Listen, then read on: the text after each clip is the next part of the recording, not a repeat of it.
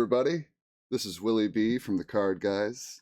I'm here with a new episode of A to Z with a good friend of mine, Nova-chan of Blue Pitch. And today we're going to be talking about Phi. Nova-chan, why don't you introduce yourself to everybody? Yeah, I'm a Nova from Team Bluefish. I'm playing Fight since the Uprising set is coming out and trying to bring some fights tech today. Hmm, very cool, very cool. How long have you played Phi? Were you pretty interested in him when he first came out in Uprising, or was it something that happened gradually over time? Maybe very recent? Yeah, I play fights because since the Uprising come out, Fight is the first ninja with the talent. First ninja have talent. And True. when I come to play Flash and Blood, I love play Kazu. I'm Oh, a yeah. ninja fan. Very cool. I can share that sentiment. When Phi came out, I liked Katsu, but I didn't really play him too much. You actually played him a lot, but as soon as Phi came out, I was just like, oh, this ninja has got the pizzazz. He's got a talent. It was very exciting. Do you have any notable accomplishments with Phi? Have you taken down any ProQuest and/or Road to Nationals with him, or maybe placed a high-level event? Yeah, I play Fight when it come out. It have a RTN season and bring him to a 9090 Mm. win the RTN season and bring Fight to my first Fashion Belt Rules event. Ooh, that's awesome. And then do you have any social media accounts that you'd like to share, like any Twitter handles and/or YouTube stuff that you want to throw out? Yeah, my Twitter account is Nova underscore AOM. It should be that. And I will sometimes I will just post some dead list or maybe some tag on that account. Oh, okay, cool. Well, awesome. Very cool. So let's jump right into the meat and potatoes of the topic today. We've got Phi here in front of us. Is this a very kind of like a build of Phi that you think would want to tackle this current format, or is this more of like an evergreen Phi that you think is always going to have this similar kind of setup into any format? What do you think? My fight in this meta, I think it will be a more mid-range deck right now Mm, because since the AtoZ is gone that's true. and the whole meta is just low a lot and because the CYB kind of that thing. Hmm. So I just built a mid-range, more like mid-range fight into today. Hmm. Alrighty, And I'm loving a lot of these choices. Oof, the spicy one ofs. uh, Very cool. uh, Well, let's talk about the main deck. Or actually, before we jump right into that, why would you choose this hero over Zen? Actually, if you have any insight on that opinion. yeah, I think fight is uh, the most argo ninja in this format because and fight has its consistently high put and Mm-hmm. output a lot of damage in a single turn because of the pouncing links. Mm-hmm. And about Sand, because Sand sometimes you just don't get transcend any transcend and you don't have your heal ability and at this fight you can each turn you can output some all your hand and deal a massive damage. Mm. Absolutely, I think that makes a lot of sense. I've seen a lot of Zens have a fine time, but if they never find that transcend in a timely manner, boy, does the match just starts to slip away. Where Fi would almost never have that problem at all. It's a great point. Yep. Well, let's jump into the main deck. So I see we've got Searing Emberblade here. Do we have any Kodachis on the sideboard? My man, I'm a Searing Emberblade believer. I believe this weapon is phenomenal. Why would you ever go to anything else? Especially something like Yeah, Zephyr Needles. I'm looking at definitely. I'm looking at Ancestral Empowerment too. That's pretty spicy. But tell me about this. What is exactly you're trying to go for here? Is this just that steady flow of pure raw aggression? Engulfing Flame Wave is a heck of a choice. especially with this to go with it. Ooh la la. Yeah. Since the AtoZ is gone, I think so. I add some more on hit effect, or just like the angle thing. It's just more like a second snatch when it hits, and almost when you play on the first training, my enemy is just oh my god, and I just going to block this or not to Oh have yeah. a gamble time. Mm-hmm. Yep. And the ensures empowerment is just let your every uh on hit effect like the surprise from the engulfing flame Mm, wave or mountain anger to +1 and the soaring strike. It's absolutely. a quick up. Absolutely. I I actually really like Engulfing Flame Wave. I used to play this in the Dromai meta because it was so easy to eat like a mirror guy with it and then just get the card back. Lord forbid you draw like a Blaze or a Lava Burst. Uh, but it's so effective when it actually gets to hit.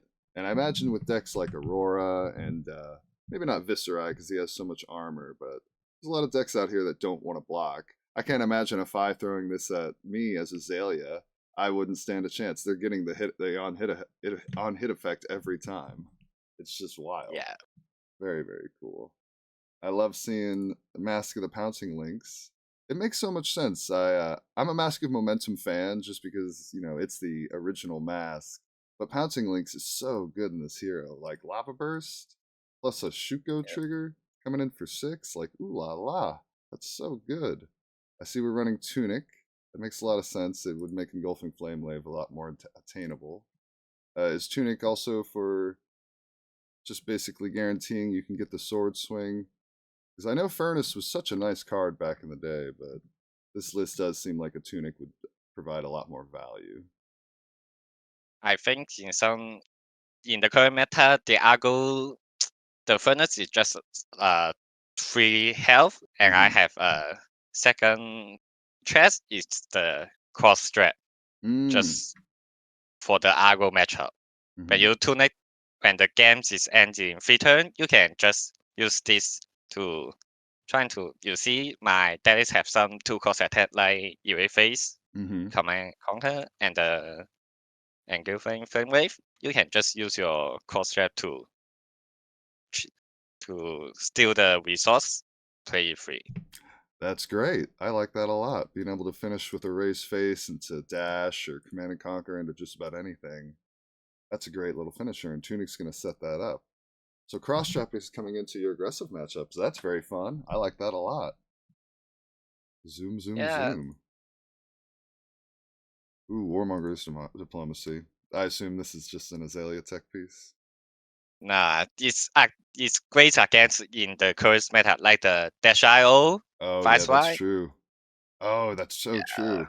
Yeah, this is a heck of a card.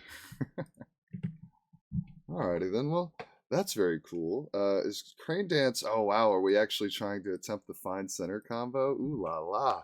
You've got all the you spicy tricks. I love it. yeah. Oh, you see my deck list is 15 blue right now. It's all the combo card. I picked those combo card because my deck list have a flip flat. When you can combine them together, just 2 card for 9 is so great, and Oh the yeah, value. absolutely. Here's that flick flag. Oh yeah, flick flag. Very very cool. And Um. sometimes the crane dance is when you sowing strike hit, and you can banish your crane dance, and sometimes you can go into the find center, have a sense state token. That's It's so great good. again. Dash IO and the Firefly. Yeah. Oh man, yeah. I love Find Center. Anytime a ninja can make this work, I'm so impressed. The last time I hit with it was in Blitz with Ira, but I just love any opportunity to make this card good because its base is fine. It can come in for 3 off of Shuko. It's going to block for 3. Its pitch is blue. Like it's a great card. But if you can Yep. actually pull off the combo, mwah, so nice. Sense state is so strong. Oh yeah, especially right now. Talk to Yep. me about Aspect of Tiger Body. Has this card been an overperformer? Do you usually find you can line up the Tiger with your Shuko to get value off of it, or does it just kind of depend on the context? This card is great, and this is a combo card, which means the flip Flick flag Flack. one. Yeah. Okay. Yeah. Also, use red card in fight doesn't too hard, and when the tiger you can combine with the Shuko, and maybe sometimes your Sword of Wood is just plus extra 1 value. Ooh, yeah, combine that's there. very fun. Yeah. That's so cool. When this card came out, I was so excited because it seemed like it would be perfect for Fi. Like anytime you can play this into like Blaze to turn on your sword, like, that's so good. Get a Phoenix Flame, turn on the Tiger with Shuko. Just a perfect card with the Shuko. You can. So good. I love this piece of armor. I think this is such an on theme for Ninja. The fact that it sometimes is annoying for spectral shields or back in the day the Oldhim ability. Like this is such a cool piece of armor. I absolutely love it. Mounting Anger. We in my circles we had nicknames for all these cards. It was Blazing Hedgehog, to reference Sonic the Hedgehog. We called this one Angry Man because he's very angry. Very angry. Yeah. Such a good card. I noticed Red Bittering Thorns is in the sideboard. Is that only for like maybe grindier matchups? You don't like it because it's not in the main? I assume because there's no Draconic. This is a great card, but sometimes you just don't have a Draconic, and it's just like a second Mounting Anger. And I put this onto the sideboard because some matchup I like Azalea, I will not put in this card in my deck. And yeah, but overall, this is a very great card. Yep. I love Red Bittering Thorns. I was super excited when this came out in the community college product. Always think when the round the table come out, I always think if this card has a red card. Wow.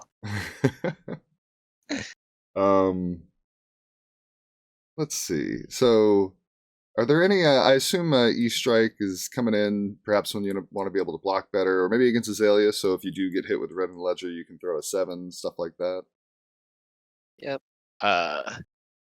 E-Strike is a pretty good card because when you play the E-Strike, you can always draw a card because in a fight deck you will not. You can fine with any card in your arsenal, right? Yeah, that's true. Yeah. It's almost always going to be better than the 7 because it'll probably be at least a head jab. Yep. So E-Strike, and also sometimes you can use your heal ability to return a Phoenix Flame. Yeah. And you can pay the cost for the E-Strike. Just a free card.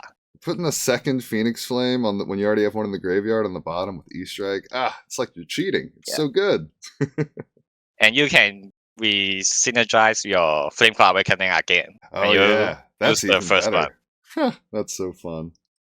Very, very cool. Flameclaw Awakening. Moving right along to that. This is such a fun card. I liked it back in the day because of its Art of War synergy. Now that's no longer the case, but it's still pretty on rate, especially if you're going for like a Spreading Flames turn.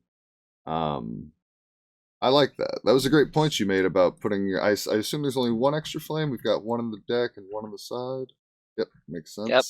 The second Phoenix Flame is just for some, like they will banish your Phoenix Flame matchup. Like the Mr. Hero, they all have the Passover. Yeah. Got to bring in a second one. And then this gets it back if they do it early. Very cool. What a nice way to combat that. Because losing your Phoenix Flame as 5 would be such a nightmare. But I guess they only have one copy, so they can only do it once. Great point. Yep. Speaking about Passover, you can sometimes, when they pass over your Phoenix Flame, you can just use your heal ability to let them... and then make it so they don't Does it just fizzle, right? Yeah.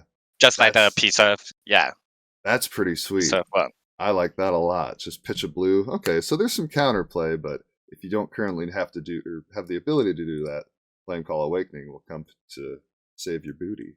Very, very nice. Flick Flack, we've been talking about. You have a fair amount of combo cards now, especially with Aspect and all these. I love that Dishonor's in there. That's great. It's doing its job. Flick Flag Very is great card. just absolutely. But just buffing off a combo and having defense reactions when you're a little bit more mid range just makes a lot of sense. I'm a big fan of that. That's great value. A 0 for 6, hell yeah. Ravenous Rabble, just to go zoom, zoom, zoom. Gotta go fast. It's just against that extra card for your some fatigue matchup. Yeah, Okay. like the CYB, and because my deck have lots of red and not enough blue, so Ravenous Rabble is Pretty great. good, yeah. Yep. Absolutely, very cool. Salt the Wound and Tenacity, of course. These are your bread and butter Pouncing targets for links Mask combo. of the Pouncing Lynx. Yeah. Mask of the Pouncing Lynx to get Assault the Wound for big damage or Tenacity is so satisfying as a ninja. It's just so good. And it also forces your opponents to like think about Mask of the Pouncing Lynx the whole game. Like, when's he gonna do it? Very, very Yeah. cool. I love that. Well, that is awesome. Moving on from the deck, so we were talking about speed earlier. You said this is kind of mid-range, and that makes a lot of sense concerning the current meta. Are there any matchups, I should say, where you just want to put the gas on completely? You're not exactly trying to do a slow mid-range thing. You just want to go fast. Yeah, like against some. Yeah, there are two type of the Argo King. I think it's the Firefly and the Dash IO. Mm. To the game will end too soon. You can when like against Dash IO when they first turn to put on a core and a celebrate, you just know this is nightmare. Mm. The game will soon end soon very enough. Yeah, that makes And sense. and Firefly, since they have the versatile new card, is very great. Like the incantation, Mm-hmm. Oh, they yeah. will become more aggro enough, and we can see some Firefly just bring the Clone of Dominia and the Aether Iron Wave Mm. to let the game quick as soon as possible. That Just makes putting all my aggro thing and trying to finish the game soon enough. And I could see Phi being fast enough to challenge that setup game plan. Because you're right, the new non-attack actions, the incantations, so good in Viscerai. They're crazy, and he just ramps up so quickly.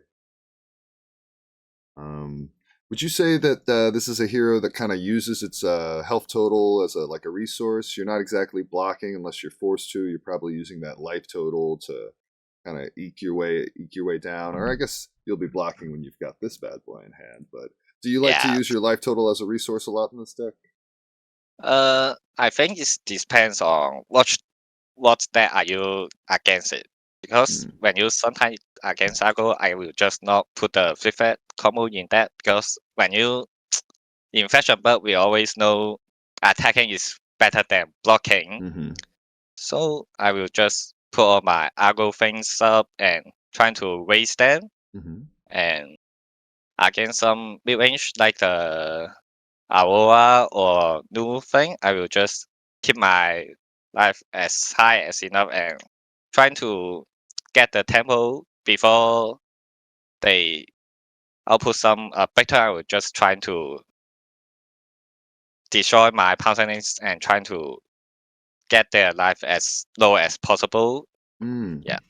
I like that. So be willing to kind of play their game and eke them out in tempo. And then once you have that tempo lead, then you can maybe play with taking some hits, losing some life because you're so far ahead at that point. You can just kind of force them out of Yeah. it. I like that a lot. Get that value out of the pouncing links.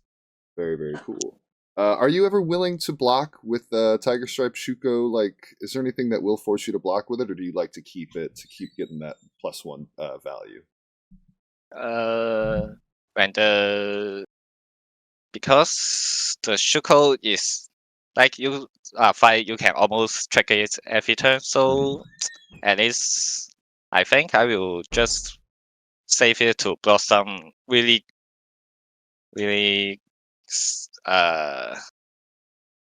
some he effect like snatch or the surgical something like that, and Okay, yeah.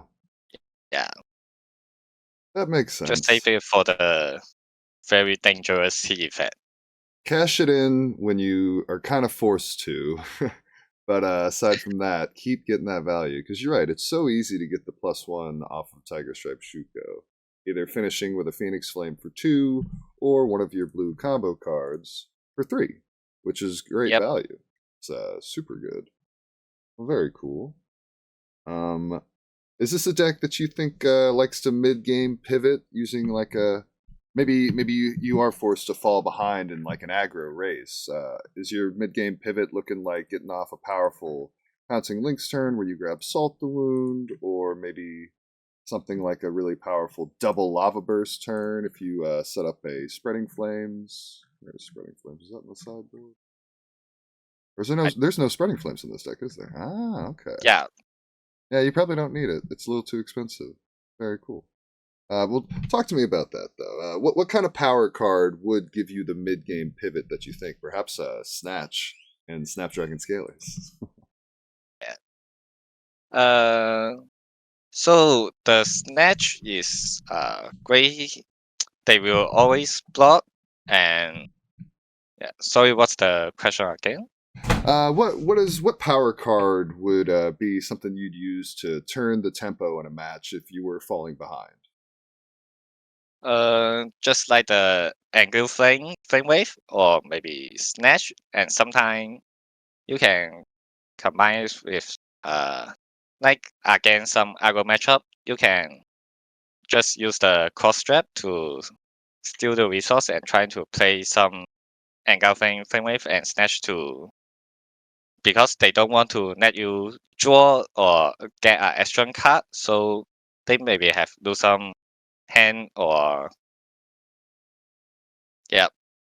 I like that. So they basically you're telling them that they have to block both. Block this Yeah. one. If they do, all right, now block this one. Okay, that's pretty good. I like that a lot. Very, very cool. Um, let's talk about some strategies.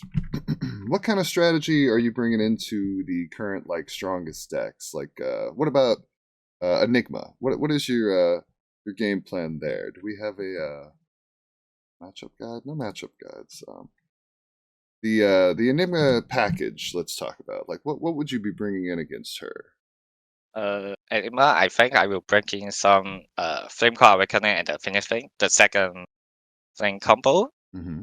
and the Tenacity, since the Enigma will be Oh yeah, blocking they'll so be much. blocking. That's super Yeah. good. And the Reference Rubble, since when you're against Enigma, you will always attacking them, Mm-hmm.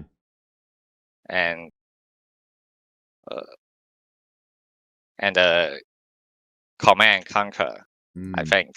Get around the defense reactions. Absolutely. Yep. You know, I like what you said about Ravenous Rabble. Against Enigma, you're always wanting to be attacking them. I think perhaps like some inexperienced 5 players might bring in their Flick Flacks, where you don't really want to set up defense against Enigma. Like, sure, if it lines up and you get to block one of their big attacks, that's great. But it's not what your game plan is there. You want to be slamming damage to knock down their walls or counter their life gain if that's what they're trying to do. You need to be faster than all that life gain and all those spectral shields and or, you know, ward auras that they have. So that just go, go, go mentality is very intelligent. I like that a lot. Against Azalea, like you said earlier, Warmongers is already doing work into Dash.io and Viscerai, so you've got this to bring in. Are you bringing in your Flick Flax against Azalea just to be able to block perhaps certain on-hits? Yeah, I think I will bring my pivot into Azalea matchup, because when Azalea, they will have a Bolton shot, Mm. so you can sometimes just chip the pivot value Oh yeah, on that's very the good. second arrow. Yeah, Might as well get that value. And if it happens to and be an arsenal when they dominate, that's not so bad either. Yeah. Very, very cool. and because you have a surprising, because many Azalea will just think you don't have any, like, he maybe can do a 8 dominate ledger and you can just see your armor think you can bluff with, Mhm. and you can have a surprise free fed for your Oh yeah. arsenal. Just bluff them. Just Card, a piece of dominate. armor, and then you stop that red in the ledger and then have a real good turn. I know from experience, sometimes that red in the ledger for 8 dominate. They're like certain that it's going to hit, and then if you can shut it down and punish them for all the damage they maybe took, that'll turn the tide in that fight real quick. Um, Now I noticed we probably haven't packed anything for Kano. Well, we brought at least tide flippers. Um, are we just going to assume that Kano's probably not going to be something we have to worry about too much? I have heard that sentiment among my friends, but that's usually when Kanos come out to play. Yeah, the AB I think one is just because we don't have enough blue to Yeah. pay. Yeah, I think one AB is just enough, and we can waste them because the Kindle always no block, so your angle family is almost every time will hit, Mm-hmm. and you have a extra card to waste with them. And Okay. the Yeah. Kindle seems they don't have the tool, so maybe it will become harder to have a amazing combo turn. Yeah, Yeah. You're they probably lost the just tool. fast enough, and you Yeah. don't really have the ability to pay for more than just AB1. And sometimes AB1 is good enough if you really force them to go for it when they don't want to go for it and they fall a little bit short. Great. Yeah, Kano, what an interesting hero. Either you respect him a lot or you barely respect him just a little bit. Yeah. um, Also, the AB is always good as against the Wound Blade, like oh, yeah. the Aurora and the Firefly. Yep, yep. Yeah. Nothing wrong with being able to prevent those ruin chants every once in a while if you're forced to. Especially in some late game situation where Viserai's only option Yep. is to like throw a rune chant. If you can stop it, then come in with at least, Searing Emberblade after not that, where's Save head with jab. save at one health. Yeah. Just Exactly. Which is something that happens against Rune Blade a lot, falling down to 1. All right, so we've yeah. we've talked about why this deck is good. Now, what would you say if you were going up against a Fi? Uh, Not as Fi specifically, not the mirror, but like if someone was about to fight a Fi, what advice would you give them to beat Fi? Is there any weaknesses that someone could exploit? Yeah. Fight is it is a strong heal when they have the 4 hand or maybe 5 hands. So as attacking fight, you can try to use some heal effect like the assassin have the lethal witness surgical or maybe some uh and fight those some block so well, Mm-hmm. and sometimes your command conquer or maybe EV face is good against them. Oh yeah.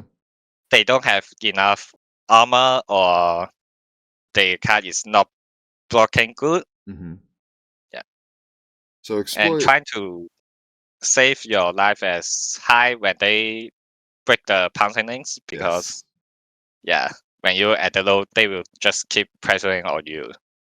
It's a great point.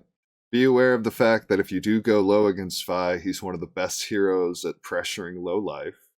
And try to take advantage of the fact that his hands can be bad at blocking, and sometimes he really needs that arsenal to tie things together just in case, things aren't quite looking out.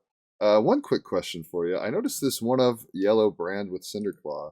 Have you ever grabbed it off of Mask of the Pouncing Lynx? Yeah, this Hmm. is definitely since uh in the days the always good is just a lava burst, Mm-hmm. sort of or tenacity when it's early to use enough, and the yellow brand with is just an extra great card for the poundings to trigger when you Mm. find it. Yeah, I suppose if you already have Salt and Wound in Arsenal, you don't want to go Yeah, grab Salt and Wound. It's a great point. And it's also just got good text in case you need to turn, well, something like Aspect Draconic just for the heck of it. yeah, Oh, very cool.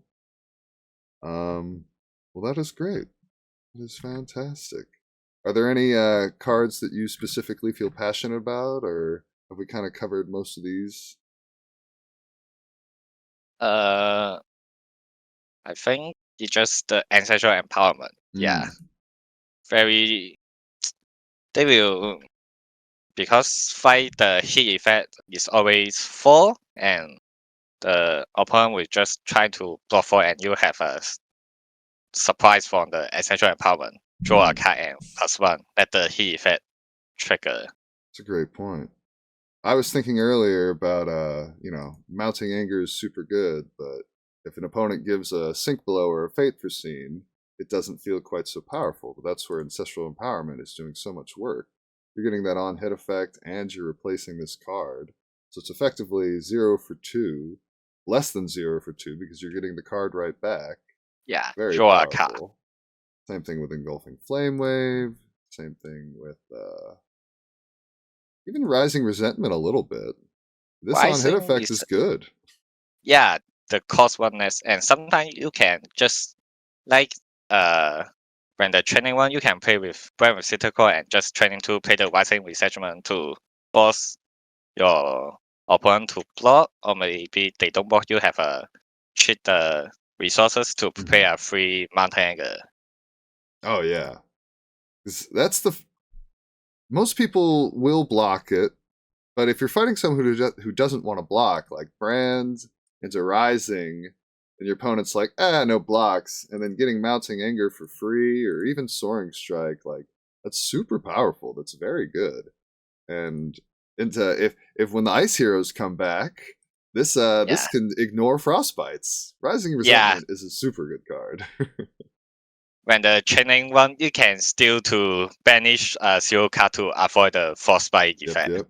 I did that to an Oldham once, and he was like, "Is that how that works?" I'm like, yeah, that's how that works. Yeah. When the ice come back, the fight, I think will be good. Yeah, I can see that because he does have. He's with very little blues. He's always played well into ice, which is very impressive. Very very cool. Ancestral Empowerment, a heck of a card. A way to guarantee, and I suppose it's also got some synergy with Salt Wound too, in case you're trying to guarantee some more chain links and on hits. Very good. Yeah. Also, the Ancestral Empowerment can buff the Crouching Tiger with the Expert of Tiger Body too. That's so fun. Yeah. That's great. Crouching Tiger is the ninja attach. Very cool. Another way to make Aspect of Tiger just a little bit better. Yeah. That's great. Oh man, very very cool. Well, awesome. That's one thing I've always loved about Fi. I feel like he plays very fun. He's just a good aggro deck that does very consistent, very good flowing damage. His sword is just a 2 for 3 go again, almost always, because you can just put a Phoenix Flame in front of it if you have to.